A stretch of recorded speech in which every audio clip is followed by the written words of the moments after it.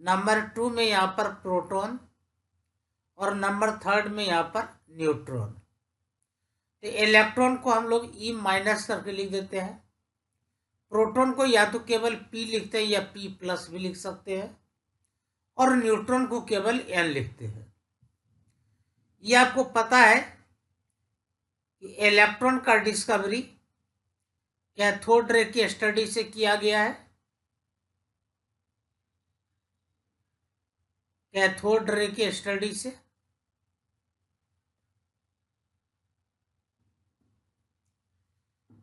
Proton का discovery anode रे के स्टडी से किया गया है।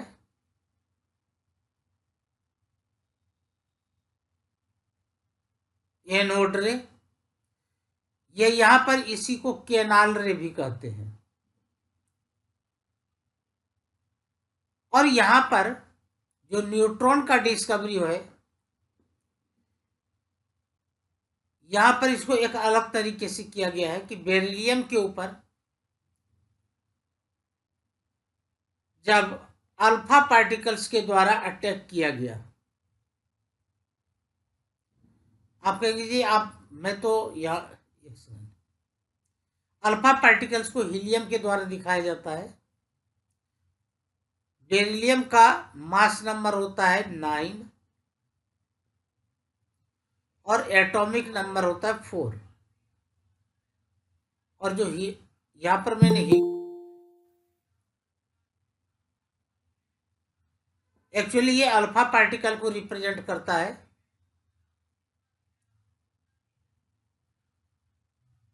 तो यहां पर पाया गया, एक मिनट में देखता हूं कोई, और एक न्यूट्रल एलिमेंट मिला जिसका कोई चार्ज नहीं था,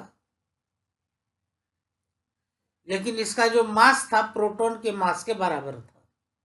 हालांकि प्रोटॉन के मास से थोड़ा ज्यादा ही था। तो इस तरीके से न्यूट्रॉन का डिस्कवरी हुआ। तो इलेक्ट्रॉन का डिस्कवरी कैथोड रे की स्टडी से, प्रोटॉन का डिस्कवरी एनोड रे के स्टडी से या केनाल रे के स्टडी से, और न्यूट्रॉन का डिस्कवरी जब बेरिलियम के ऊपर अल्फा पार्टिकल्स के द्वारा स्ट्राइक किया गया, तब हमें यहाँ पर न्यूट्रॉन के बारे में पता लगा। हालांकि यहाँ पर जो इलेक्ट्रॉन का डिस्कवरी किया गया, इसका क्रेडिट जाता है जे थॉमसन को। प्रोटॉन का जो डिस्कवरी किया गया, इसका क्रेडिट जाता है गोल्डस्टीन को। और न्यूट्रॉन का जो डिस्कवरी किया गया, यह चैडविक को जाता है क्रेडिट। लेकिन इलेक्ट्रॉन का डिस्कवरी भले जे थॉमसन ने किया था, इसका क्रेडिट भले जे थॉमसन को गया, लेकिन इलेक्ट्रॉन का नाम इलेक्ट्रॉन किसने रखा, तो वो जहां तक मुझे याद है एक एस्टोनी नाम के साइंटिस्ट हुए थे, वो मैं अभी बताऊंगा थोड़ी देर में। उन्होंने इसका नाम रखा था, क्योंकि स्टार्टिंग में ये देखा गया कि यदि हम लोग यहाँ पर ये डिस्चार्ज ट्यूब मान लेते हैं और ये निगेटिव पोल है या पॉजिटिव पोल है, तो जो निगेटिव पोल होता है इसे कैथोड कहा जाता है।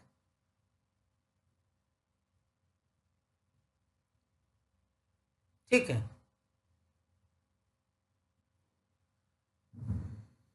और जो पॉजिटिव पोल होता है उसे एनोड कहा जाता है।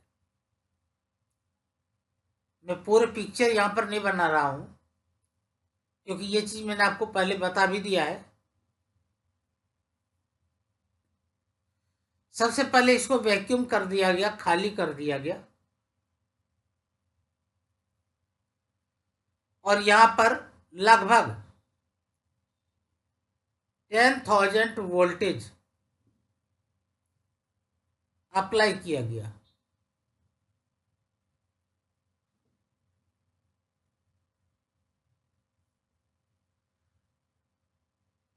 चलो मैं एक स्विच लगाता हूं। जैसे ही यहां से स्विच ऑन किया गया, सर्किट ऑन हुआ, इसमें कोई भी चेंजिंग नहीं हुआ। हाँ, इसके अंदर हाइड्रोजन गैस लिया गया। H2 को मैं यहां पर इस तरीके से दिखा रहा हूं, H सिंगल बॉन्ड H, और बहुत ही लो प्रेशर रखा गया, लो प्रेशर। ठीक है, तो बहुत ही लो प्रेशर पर और हाई वोल्टेज पर यहां पर दिखाई ये पड़ा कि एनोड के पीछे की दीवार ग्लो करने लगा।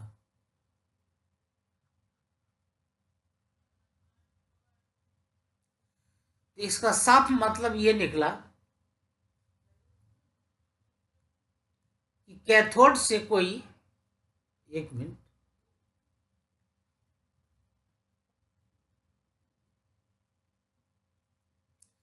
इसका मतलब ये हुआ कोई ऐसा पार्टिकल है जो कि कैथोड से एनोड की ओर जा रही है। अब यहां पर जरा सोचते हैं कि किस तरीके से हुआ होगा।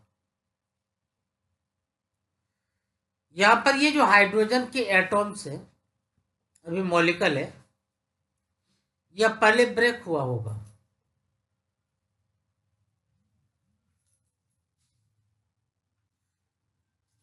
क्योंकि केमिस्ट्री में मैक्सिमम पॉसिबिलिटीज ही देखा जाता है।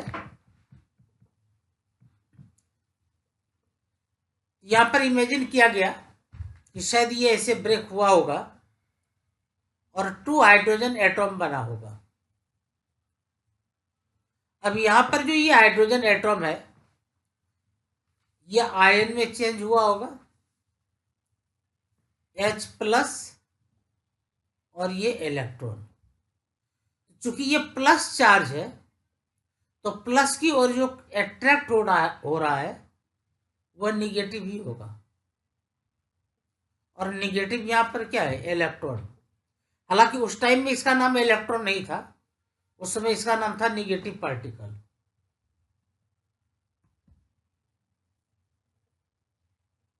Negative particle.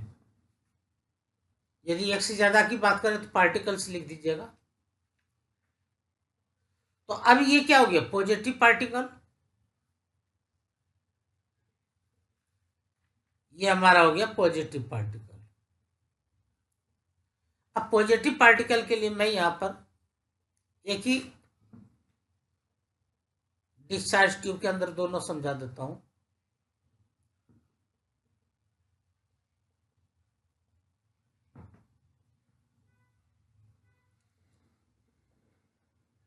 ये जो प्लस वाला पार्टिकल है, सॉरी, ये तो सेम कलर हो गया, कलर थोड़ा चेंज करना चाह रहा हूं, अब सही हो जाएगा।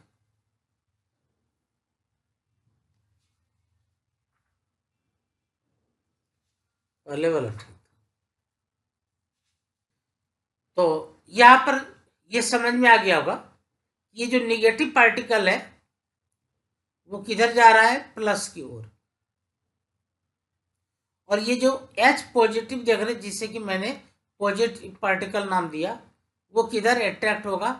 माइनस की ओर। यहां तक समझ में आ गया। बाद में इसी निगेटिव पार्टिकल का नाम रखा गया इलेक्ट्रॉन।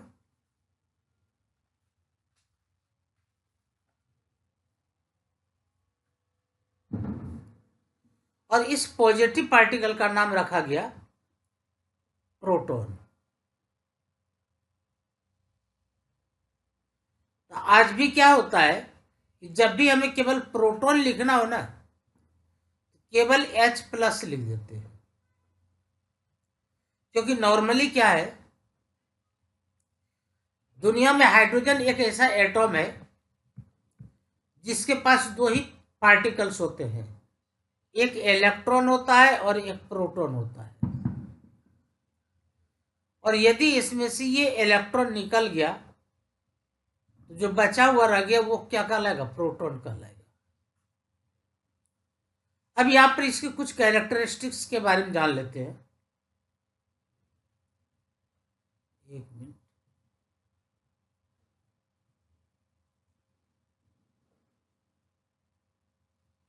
यहां तक पहले मुझे ये बता दीजिए कि किसी को कोई डाउट हो तो पूछ लीजिए भाई। सभी बच्चे 2 मिनट में इसको देख लें, तब आगे मैं बढ़ूंगा। किसी को डाउट हो तो पूछ लेना। ये फंडामेंटल पार्टिकल्स के बारे में मैंने बताया है कि इलेक्ट्रॉन्स, प्रोटॉन्स एंड न्यूट्रॉन्स।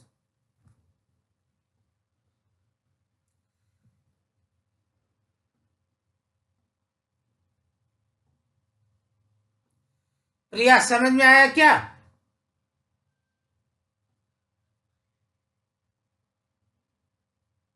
प्रिया, अर्पिता, संध्या, तन्नु, जो भी है।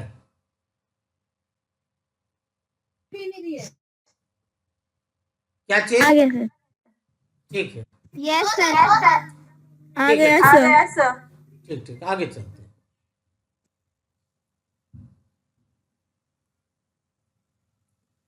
अब यहां पर देख लेते हैं।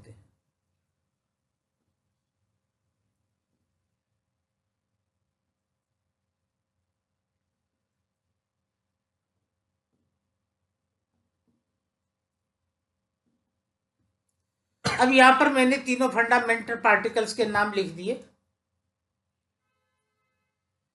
ये इलेक्ट्रॉन है, ये प्रोटॉन्स, ये न्यूट्रॉन्स। यदि हम चार्ज की बात करें तो इलेक्ट्रॉन के ऊपर जो चार्ज होता है वो निगेटिव होता है। न्यूमेरिक वैल्यू इलेक्ट्रॉन्स और प्रोटॉन्स में दोनों सेम रहेंगे, 1.6 इंटू 10⁻⁻19 कूलम। लेकिन इलेक्ट्रॉन चूंकि नेगेटिवली चार्ज होता है, इसलिए यहां पर देखिए मैंने माइनस लगा रखा है, और प्रोटॉन के केस में यहां पर प्लस लगा रखा है। बस इतना ही डिफरेंस होगा। न्यूट्रल, ये न्यूट्रॉन न्यूट्रल होता है, यानी कि इसके ऊपर कोई चार्ज नहीं होता है, इसलिए मैंने यहां पर 0 लिख दिया। ये हुआ एक्चुअल चार्ज। लेकिन नॉर्मली क्या होता है कि यदि हम रिलेटिव चार्ज की बात करें, रिलेटिव का मतलब होता है यदि हम किसी से कंपेयर करते हैं, तो कंपेयर यहां पर किससे करेंगे? नॉर्मली जो सबसे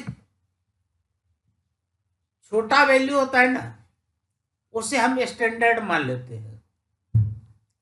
छोटा वैल्यू जो निगेटिव होगा, इससे छोटा और क्या होगा? क्योंकि एक निगेटिव है, एक पॉजिटिव है, एक 0 है, तो सबसे छोटा माना जाएगा इलेक्ट्रॉन को, उससे बड़ा माना जाएगा न्यूट्रॉन को, और सबसे बड़ा माना जाएगा यहाँ पर प्रोटॉन्स को। ठीक है, तो जो सबसे छोटा वैल्यू है उसको हमने एक यूनिट मान लिया, और इलेक्ट्रॉन के चार्ज से ही मैंने प्रोटॉन के चार्ज को कंपेयर किया, न्यूट्रॉन के चार्ज को कंपेयर किया, और इलेक्ट्रॉन के भी चार्ज को कंपेयर किया। तो इलेक्ट्रॉन के चार्ज को यदि हम इलेक्ट्रॉन के चार्ज से कंपेयर करेंगे तो 1 आएगा। जैसे मान लीजिए, जिसका भी मुझे रिलेटिव चार्ज निकालना है, इसके चार्ज को डिवाइड किससे करेंगे? उसके यूनिट से, यूनिट वैल्यू से। यहां पर -1.6 इंटू 10⁻⁻19 डिवाइडेड बाय 1.6 इंटू 10⁻⁻19। क्योंकि ये वैल्यू हमारा यूनिट वैल्यू है, यहां पर कूलम नहीं लिखेंगे, क्योंकि यदि हमने यहां पर कूलम लिखा तो कूलम से कूलम कट जाएगा।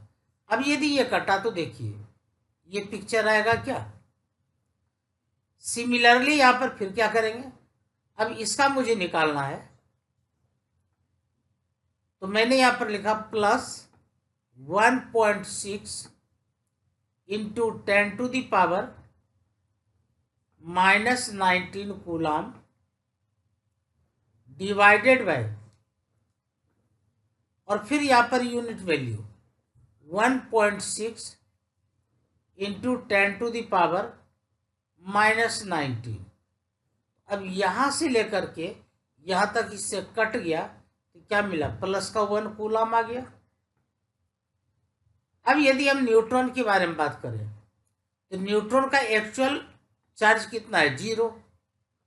अब 0 को आप किसी से भी मल्टीप्लाई करो या डिवाइड करो, तो मैं यहाँ पर डिवाइड कर रहा हूँ 1.6 इंटू 10⁻⁻19 कूलम से, सॉरी कूलम तो यहाँ पर ऊपर है, 19 से। तो आप 0 को किसी भी पिक्चर से, किसी भी फिगर से डिवाइड करेंगे तो रिजल्ट क्या आएगा, 0 आएगा। तो मुझे लगता है कि पहला पॉइंट और दूसरा पॉइंट आपके समझ में आ गया होगा। और हाँ, एक बात और याद रखिएगा, ये जो वैल्यू कैलकुलेट किया गया था वो मिल्कन नाम के एक साइंटिस्ट के द्वारा, ठीक है। जब हाइड्रोजन के मासिस को कंपेयर किया तो आपने यहां पर पाया, ओह मिस्टेक हो गया, ये थोड़ा गलत हो गया भाई, यहां पर सुधार लीजिएगा, 1837 है, मैं इधर लिखता हूं 1/1837 टाइम्स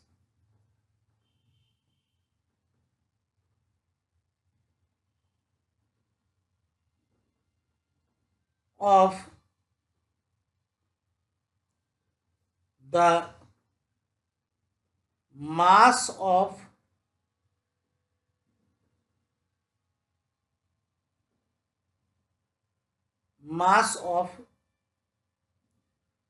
हाइड्रोजन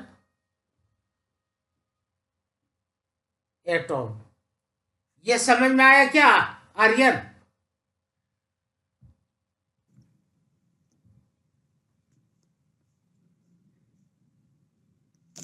नहीं आया तो दोबारा मैं समझाऊंगा।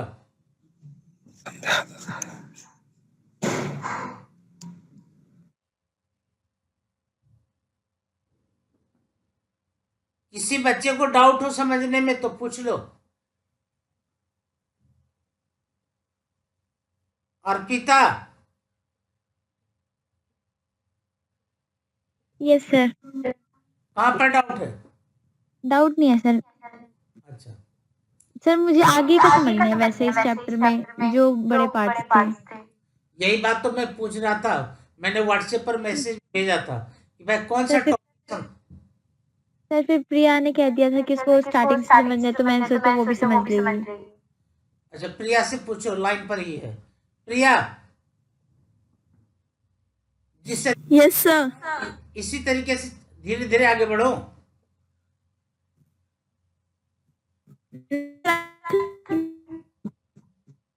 क्या बोल रही, नहीं समझ में आया, दोबारा बोलो बेटा। समझ आ गया सर। ठीक है ठीक है।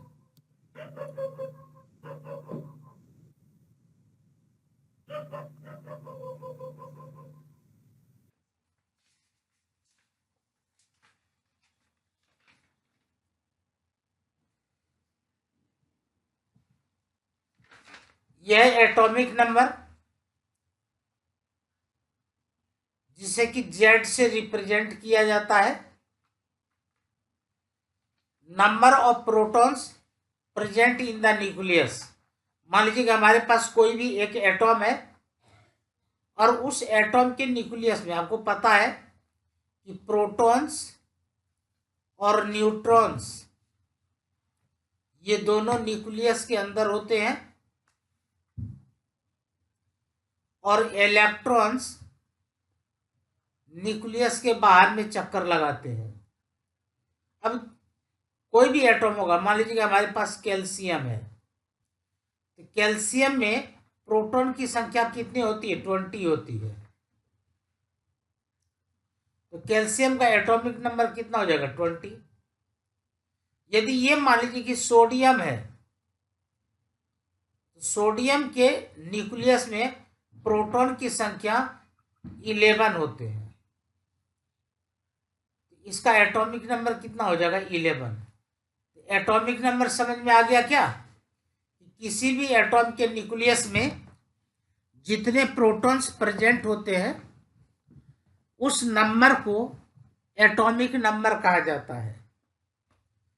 यदि मान लीजिए कि कोई एटॉम न्यूट्रल है, यानी कि आयन नहीं है, न्यूट्रल का मतलब उसके ऊपर कोई चार्ज नहीं है, ना प्लस का चार्ज है और ना ही माइनस का चार्ज है, तभी वह एटॉम कहलाएगा। अब यहां पर देख लीजिए, एक चीज मैं यहां पर बताने जा रहा हूं।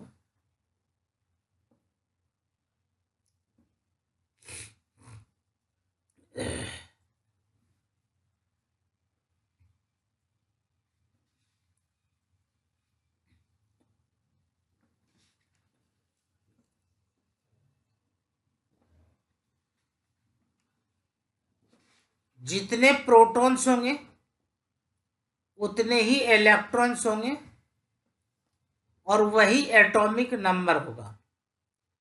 कब? जब यह एटॉम है तब। लेकिन आप गलती से ये कभी नहीं बोलेंगे इलेक्ट्रॉन की संख्या को एटॉमिक नंबर कहते हैं। आपको जब भी बोलना होगा तो प्रोटॉन की संख्या को एटॉमिक नंबर कहते हैं। क्लियर हो गया क्या? यह इसके बराबर जरूर होता है, लेकिन इलेक्ट्रॉन की संख्या को हम एटॉमिक नंबर नहीं कहते हैं, क्योंकि रिएक्शन के टाइम में इलेक्ट्रॉन कम या ज्यादा हो जाता है, क्योंकि इलेक्ट्रॉन पार्टिसिपेट करता है, लेकिन प्रोटॉन केमिकल रिएक्शन में पार्टिसिपेट नहीं करता है। इसलिए प्रोटॉन की संख्या को ही एटॉमिक नंबर कहा जाता है। दूसरा होता है यहां पर मास नंबर। एक बात मैं यहां पर बता दूं, mass number, atomic weight, gram atomic weight, इन सभी में एवरेज एटॉमिक वेट, इसमें बच्चे बहुत कंफ्यूज होते हैं। इसलिए इस बात को अच्छे तरीके से समझने की कोशिश करना। मैंने यहां पर मास नंबर बोला है, एटॉमिक वेट नहीं बोला है। और मास नंबर का मतलब होता है sum of total number of protons and neutrons present inside the nucleus of an atom.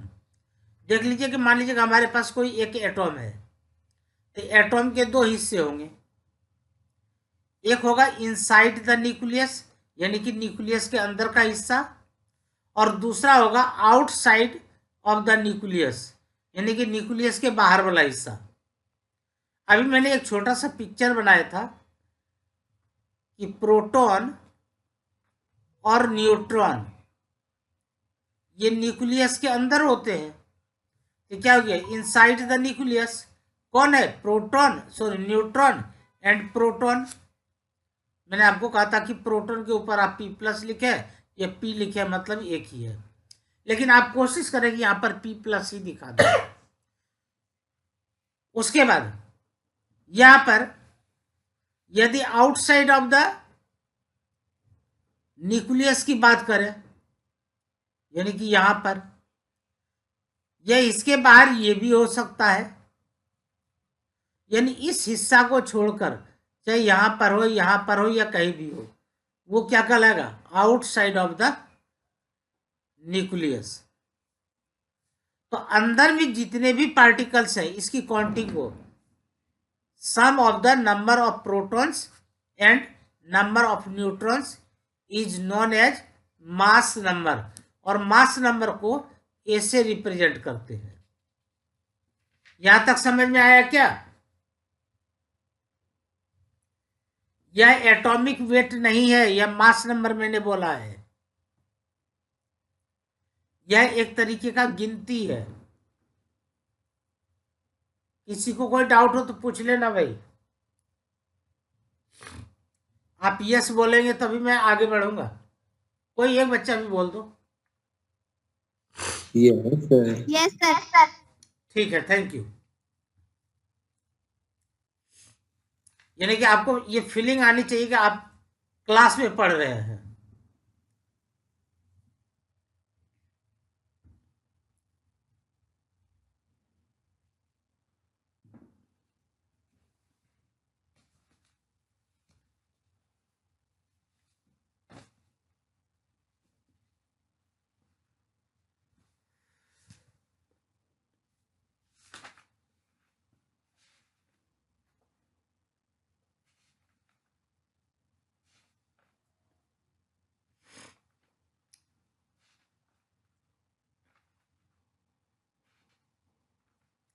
अब यहाँ पर एक क्वेश्चन भी हो जाए साथ के साथ, क्योंकि बहुत देर से पढ़ रहे हैं।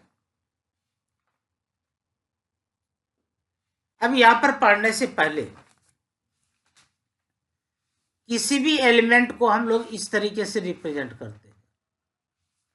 यदि मान लीजिए कि मैंने यहां पर लिख दिया सोडियम, ठीक है, यहां पर जो आपको एक्स नजर आ रहा है यह एलिमेंट का सिंबल है, और यहां पर जो ए लिखा हुआ है यानी कि यह मास नंबर है। किसी भी एलिमेंट के ऊपर यदि कुछ लिखा हुआ है तो वह क्या है, मास नंबर है। और जो इसके नीचे आपको हल्का सा जेड नजर आ रहा है यह एटॉमिक नंबर है, ये याद रखिएगा, ठीक है। तो मैं इसको ऐसे लिख देता हूं, एक्स थोड़ा सा बड़ा करके, एलिमेंट हो गया, यहां पर जेड इसका एटॉमिक नंबर हो गया, और मास नंबर या तो इधर भी लिखा जाता है कहीं कहीं पर, या तो फिर इधर भी लिखा जाता है। इधर लिखा हुआ हो तब भी ठीक है, इधर लिखा हुआ हो तब भी ठीक है, लेकिन जेड का लोकेशन यही रहता है, ये याद रखना है। अब यहां पर क्वेश्चन नंबर फर्स्ट को ले लेते हैं, एक ही एग्जांपल मैंने लिया है। अब कहा जा रहा है कि जरा ध्यान से देखो, ऐसे तब तक आप लोग सॉल्व कर सकते तो कीजिए, सॉल्यूशन नजर के सामने है, यदि समझ में आ जाए तो सॉल्व कर लीजिए, नहीं तो मैं तो समझाऊंगा ही।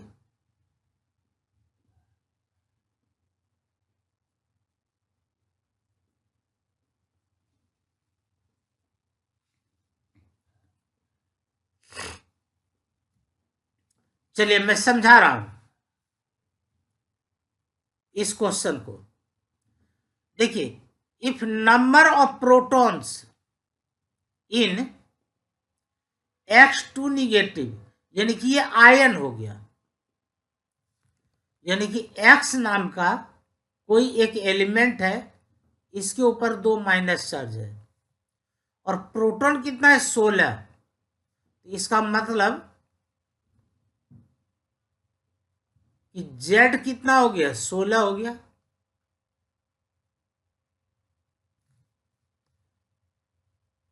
और Z का मतलब क्या होगा, प्रोटॉन भी होगा, क्योंकि मैंने कहा था प्रोटॉन की संख्या को ही एटॉमिक नंबर कहते हैं। यहां तक समझ में आया।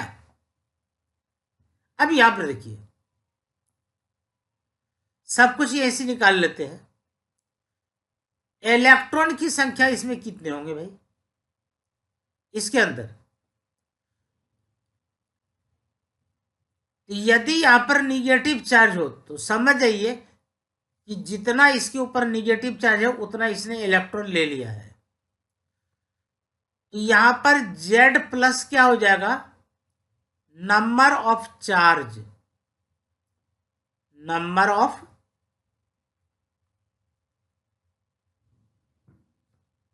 चार्ज।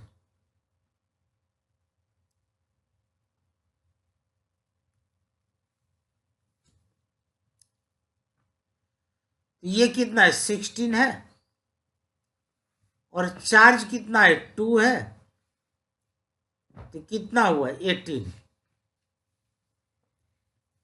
तो यदि इसके लिए आपसे इलेक्ट्रॉन पूछता तो आपका जवाब क्या होता है, 18 होता।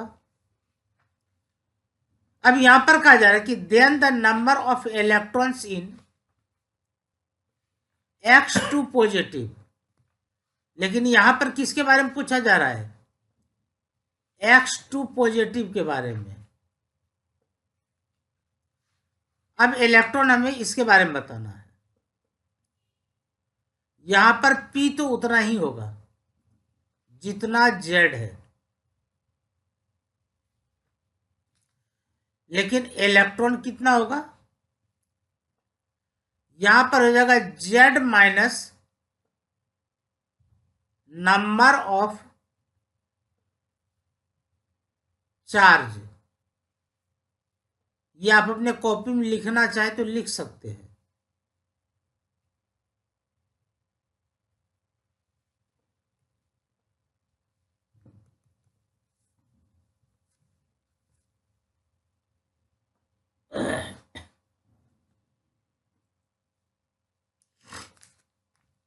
एक मिनट।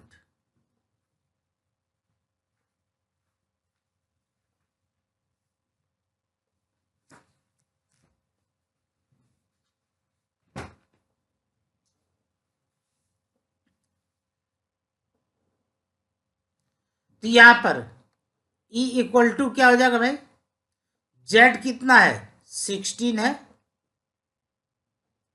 और इस बार याद रहे, यदि यहां पर माइनस था तो आपने क्या किया था, प्लस किया था। और यदि यहां पर प्लस है तो क्या करेंगे, माइनस करेंगे। और कितना माइनस करेंगे, जितना चार्ज है। तो 2 चार्ज है तो क्या लिखेंगे 14। यहां पर देखिए, number of electrons in x2 positive is 14। यहां तक समझ में आ गया क्या? हेलो? Yes sir. खूब अच्छे तरीके से। Yes sir. अब यहां पर कुछ 2-3 दिन पहले मैंने आप लोगों को पेज दिया था।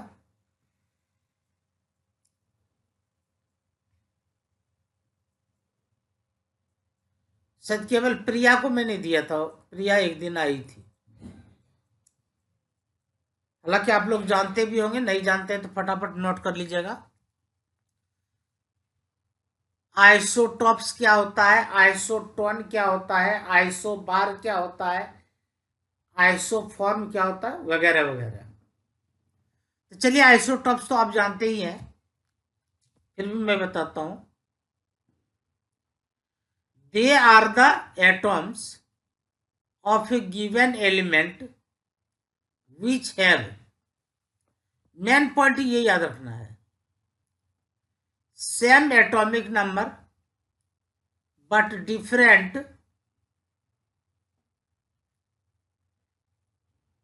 in their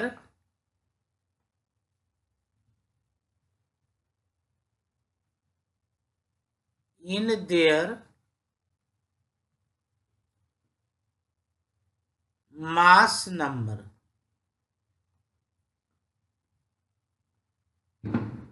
ऐसे आगे लिखा हुआ था, मैं इसको यहां पर लिख दिया। कुछ याद न रहती, इतना तो जरूर याद रखना, same atomic number but differ in their mass number. अब यहां पर देख लीजिए एग्जांपल भाई, ये सब के सब कार्बन है। यदि सभी सेम एलिमेंट है तो एटॉमिक नंबर भी सेम होंगे। लेकिन यहां पर मास नंबर क्या है, सबों का अलग अलग है। इसका 12 है, यहां पर इसका 13 है, इसका 14 है। सिमिलरली ऑक्सीजन में यहां पर थोड़ा टाइपिंग मिस्टेक है, इसलिए मैं इसको सुधार देता हूं।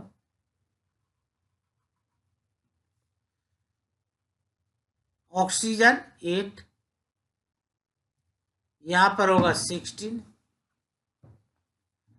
दूसरा यहां पर ऑक्सीजन है, सेम एटॉमिक नंबर लेकिन mass number 17।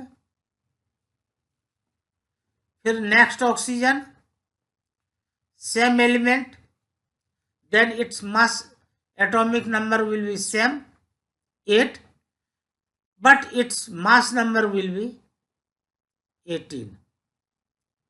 So due to same atomic number but differ in their mass number, it is the example of isotopes। तो मुझे लगता है कि आइसोटॉप्स भी आपके समझ में आ गया होगा। मैं इसको रिमूव नहीं कर रहा हूं, इसके आगे की पॉइंट को बता रहा हूं।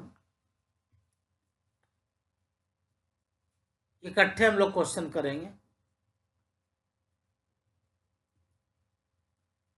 उसके बाद यहां पर देखिए कि आइसोबार्स, ये ए है, यहां पर ए है, तो they are atoms with the same mass number but differ atomic number. उसका उल्टा हो गया, आइसोटॉप का क्या हो जाएगा, उल्टा। अब यदि एटॉमिक नंबर डिफरेंट है, इसका मतलब एलिमेंट भी अलग अलग होगा। जैसे यहाँ पर कार्बन है और नाइट्रोजन है, तो कार्बन का एटॉमिक नंबर 6 और नाइट्रोजन का एटॉमिक नंबर 7, लेकिन मास नंबर देखिए बाय चांस दोनों का यहाँ पर क्या है, सेम है। यदि ऐसा सिचुएशन आपको कहीं पर नजर आ जाए, यह क्या कहलाएगा, आइसोबार कहलाएगा। उसके बाद हम लोग चलते हैं आइसोटोन की ओर। आइसोटोन के 3 नाम हैं। नाम को लेकर के कोई कंफ्यूजन नहीं होनी चाहिए, क्योंकि कभी कभी क्या होता है, टीचर बच्चों को कंफ्यूज करने के लिए नाम बदल देते हैं। आपको याद रहते हुए भी आप गलत करके आ जाते हैं, बेवजह का पापा मम्मी से डांट सुन लेते हैं। तो इसलिए आपको तीनों याद रखना पड़ेगा, आइसोटोन, आइसोन्यूट्रॉनिक या आइसोटोनिक। इसका मतलब कि सेम नंबर ऑफ न्यूट्रॉन्स, बस लास्ट वाला पॉइंट याद रखिए, सेम नंबर ऑफ न्यूट्रॉन्स। आप इसको ऐसे भी बोल सकते हैं, 2 और मोर देन 2 एटम्स, 2 और more than 2 atoms having different atomic number और mass number but same number of neutrons। जैसा देखिए, न्यूट्रॉन्स निकालने का तरीका क्या होता है। कभी भी आपको न्यूट्रॉन्स निकालना हो ना, A माइनस जेड याद रखना। ये होता है मास नंबर, मैं लिख देता हूं, ए का मतलब होता है मास नंबर और जेड का मतलब होता है एटॉमिक नंबर। और ये भी याद ना रहे तो ऊपर वाले में से नीचे वाले को माइनस करो। क्यों,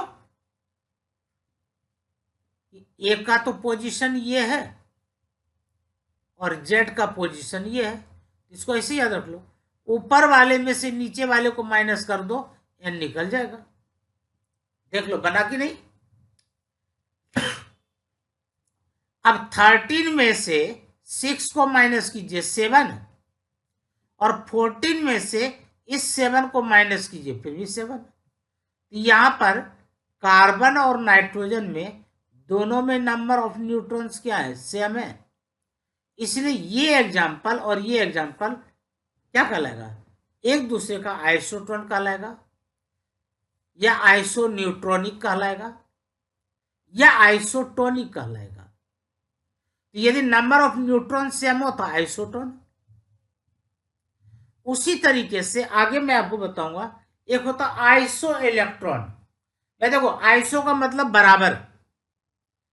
यदि 2 और मोर देन 2 एटॉम्स या मॉलिक्यूल कुछ भी हो, उसका मास नंबर कुछ भी हो, डज नॉट मैटर, लेकिन total number of neutrons, sorry total number of electron same आ जाए तो उसे आइसो इलेक्ट्रॉन बोलेंगे, इसको आइसो न्यूट्रॉन बोलेंगे।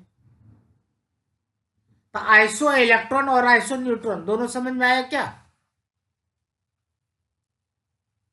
उसके बाद यहां पर है आइसोडाइफर्स। ये थोड़ा कंपटीशन वाला मैंने नोट्स उठा लिया है।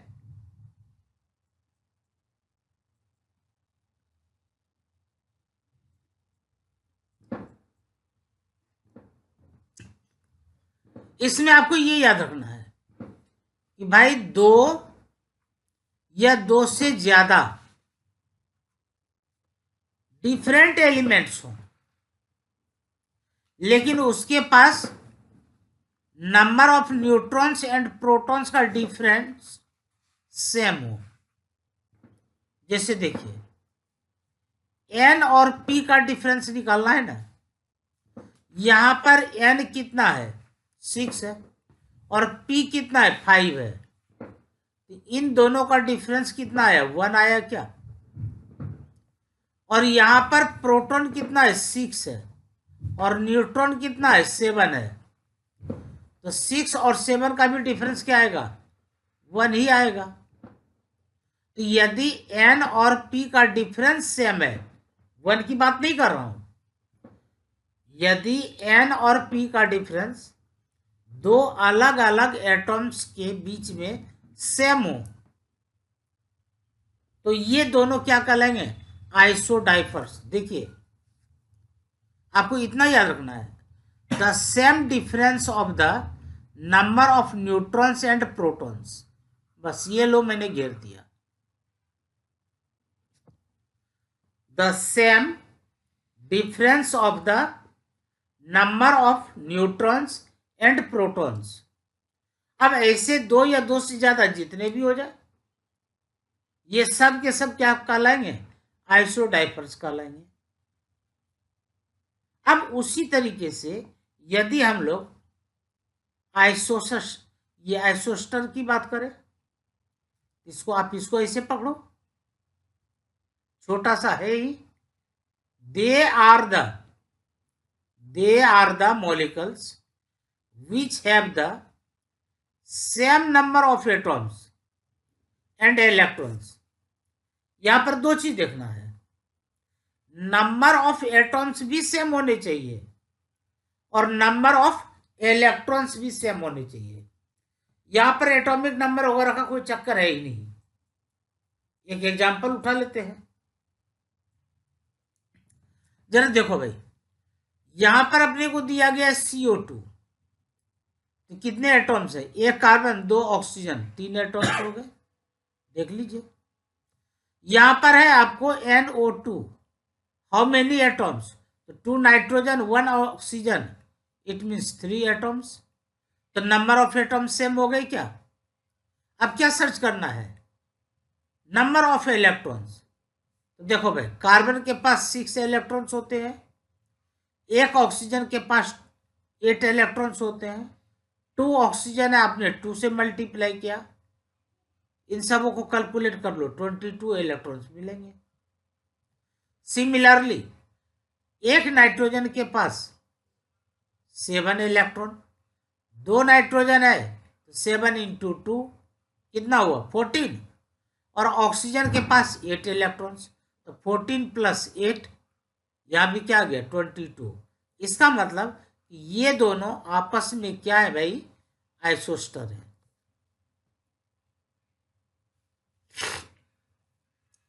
उसके बाद आइसो इलेक्ट्रॉनिक, ये बात तो मैंने थोड़ी देर पहले ही बोला है। इसमें हमें केवल एक ही चीज देखना है, सेम नंबर ऑफ इलेक्ट्रॉन्स, और कुछ देखना ही नहीं है।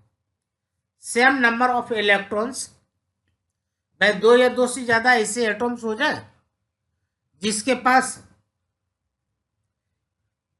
इलेक्ट्रॉन, ये प्रोटॉन कितने हैं, न्यूट्रॉन कितने हैं, डज नॉट मैटर, बस दोनों के पास नंबर ऑफ इलेक्ट्रॉन सेम होने चाहिए।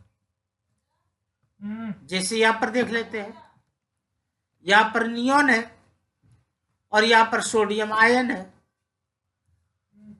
अब नियोन के पास तो 10 इलेक्ट्रॉन्स होते हैं, और जरा सोडियम के लिए मैं आपको इधर समझा देता हूं।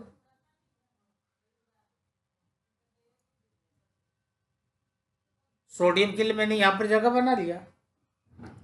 देखो नॉर्मली क्या होता है, यदि हमारे पास सोडियम एटॉम होता, इसके पास प्रोटॉन 11 होते, इलेक्ट्रॉन भी 11 होते, और न्यूट्रॉन यहां पर 12 होते। ये मैं बता रहा हूं, फाइनल है। लेकिन यदि यहां पर Na+ है, तो इसका मतलब कि इसने केवल अपना एक प्रोटॉन लूज किया और कुछ नहीं लूज किया है, सॉरी, एक इलेक्ट्रॉन लूज किया और कुछ लूज नहीं किया है, क्योंकि प्रोटॉन तो कभी लूज करेगा ही नहीं, नहीं तो एलिमेंट ही बदल जाएगा। एक इलेक्ट्रॉन लूज किया है ना, तो 11 था और 11 में से एक चला गया, कितना बचा? 10 बचा क्या? क्योंकि यहां पर एक लूज हो गया है, -1 हो गया है। और न्यूट्रॉन में कोई चेंजिंग नहीं होता है, याद रहे।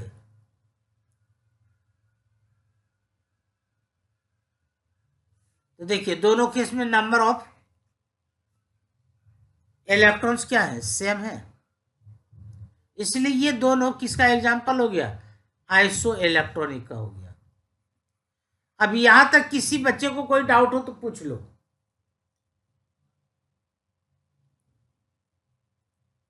हेलो। सर एक बारी थोड़ा सा स्लाइड नीचे कर दो। हाँ वो तो कर देता हूं। कॉपी करना है क्या? Yes sir. कोई दिक्कत नहीं। पहले ये, चलो वहीं से ये करता हूं, 4 नंबर से।